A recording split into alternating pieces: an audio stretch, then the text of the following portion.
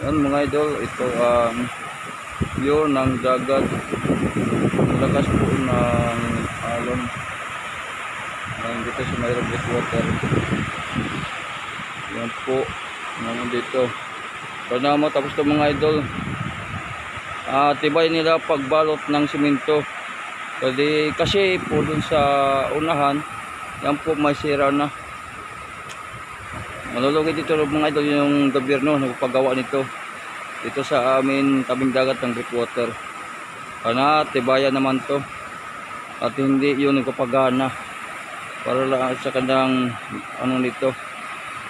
Pasensya na sa nandiyan dito kasi kailangan to magkita ng mga tao para yung tibay po, lakas po dito ng tubig at alon na po yung agos doon sa may sapa.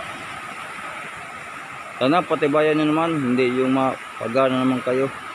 Kawawa kami dito mga idol, kami dito na patibay kasi nawala na yung white sand dito, takpan na ng breakwater. Thank you po sa support, pick up tamla. Thank you po sa support, at please support po ang Tangkulan TV. Thank you mga idol.